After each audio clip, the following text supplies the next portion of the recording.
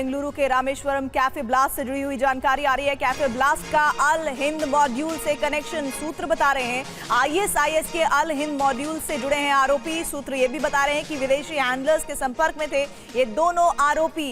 ये तस्वीरें आप देख रहे हैं रामेश्वरम कैफे के दौरान जो आरोपी नंबर 1 है, आरोपी नंबर 2 है, दोनों नजर आ रहे हैं और इसी होटल में वो आरोपी ठहरे थे। सीसीटीवी फुटेज बरामद हुई है जिसको अभी हम दिखा रहे हैं। विदेशी हैंडलर्स के संपर्क में थे ये दोनों ही आरोपी। जानकारी ये भी बता रही है लगातार जो आ रही है वो ये कि बेंगलुरु कैफे ब्लास्ट में ये बहुत अहम जानकारी है।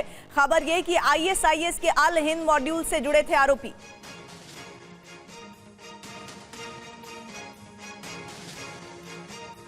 अल हिंद मॉड्यूल को लेकर बड़ा खुलासा हुआ है। देश के कई राज्यों में फैले हैं स्लीपर सेल। सूत्र बता रहे हैं हिंदू नेताओं की हत्या करता था मॉड्यूल और 2019 में तमिलनाडु में हिंदू नेता की हत्या की, 2022 में शिवमोगा में एक शख्स की हत्या की, यह भी खबर है।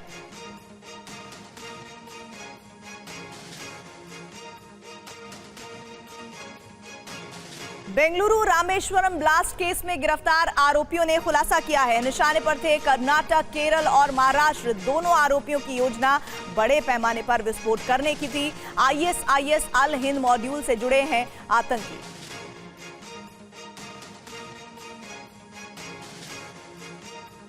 तो बड़े पैमाने पर विस्फोट करने की, तबाही मचाने की तैयारी थी। आईएसआईएस अल हिंद मॉड्यूल से इन आतंकियों के जुड़े होने के तफ्तीश में जानकारियां सामने आई है।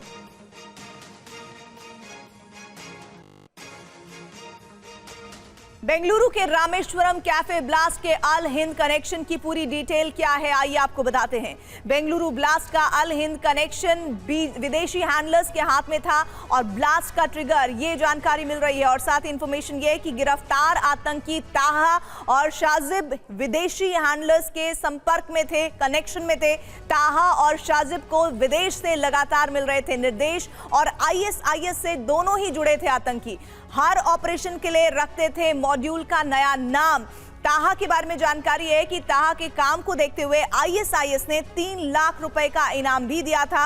अल हिंद देश के लिए बहुत बड़ा खतरा है। कई राज्यों में ये स्लीपर सेल के तौर पर लगातार काम कर रहा है। हमारे साथ हमारे सहयोगी जितेंद्र शर्मा लाइव इस खबर पर आ रहे हैं। जितेंद्र, सबसे बड़ी जानकारी ये है जो चिंता में डालती है कि अल हिंद देश के लिए बहुत बड़ा खतरा है क्योंकि इसके स्लीपर सेल लगातार फैले हुए हैं अलग अलग राज्यों में। और क्या डिटेल्स इन स्लीपर सेल्स को लेकर और इन दोनों आतंकियों से जुड़ी हुई मिल पाई अभी तक? जी बिल्कुल, देखिए इनकी गिरफ्तारी से सुरक्षा एजेंसियों ने एक बड़े खतरे को टाला है। दरअसल इनका जो प्लान था वो ना सिर्फ केरल और इसके अलावा कर्नाटक में ब्लास्ट करना था बल्कि महाराष्ट्र भी इनके टारगेट पर था। पिछले 3 साल से ये जो अल हिंद मॉड्यूल है जो कि दरअसल सब कॉन्टिनेंटल है, आईएसआईएस खुरासान का और ऑपरेट किया जा रहा है अफगानिस्तान से। इसका टारगेट था कि जो हिंदू नेता है उनका कत्ल करने के बाद किसी तरीके से दंगे भड़काना। लेकिन जब अपने मकसद में कामयाब नहीं हो पाए तो उसके बाद इन्होंने अफगानिस्तान में बैठे अपने आका के इशारों पर जो रामेश्वरम कैफे है वहां पर ब्लास्ट किया और अब उसके बाद लगातार जो सीरियल ब्लास्ट थी उनकी साजिश ये लोग रच रहे थे जिसको लेकर अलग अलग पतों पर। और इस साथ ही जितेंद्र, हम आपसे लगातार डिटेल लेना चाह रहे हैं लेकिन कुछ प्रॉब्लम है आपकी ऑडियो में, बीच बीच में डिस्कनेक्ट हो रही है आपकी ऑडियो, आपका ऑडियो लेवल कम हो रहा है। लेकिन हम बता दें, जितेंद्र शर्मा हमारे सहयोगी बता रहे हैं कि अल हिंद इस वक्त जानकारी मिल रही है कि इसके स्लीपर सेल बड़े पैमाने पर काम कर रहे हैं। देखिए अभी हम लगातार और डिटेल्स लेंगे, हमारे सहयोगी हमारे साथ बने हुए हैं। लेकिन बेंगलुरु ब्लास्ट केस के आरोपियों का जो खुलासा है वो चिंता में डालने वाला है। जितेंद्र, अगर आपको आवाज अब मेरी क्लियर आ रही है और उम्मीद करते हैं कि आपकी भी दुरुस्त हो गई होगी आवाज, बताइए क्या डिटेल्स और आई हैं सामने?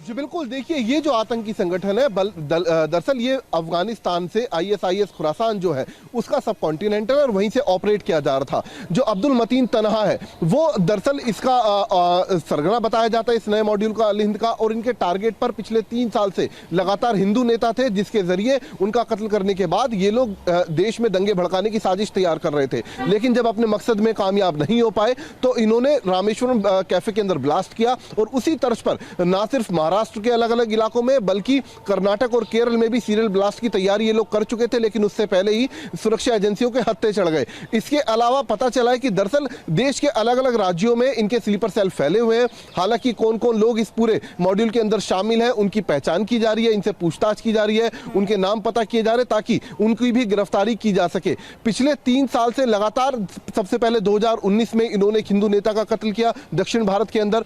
इसके बाद 2020 में इस मॉड्यूल के तकरीबन 12 आतंकी पकड़े गए, जिनमें से 2 फाउंडर मेंबर भी थे ISIS खुरासान के।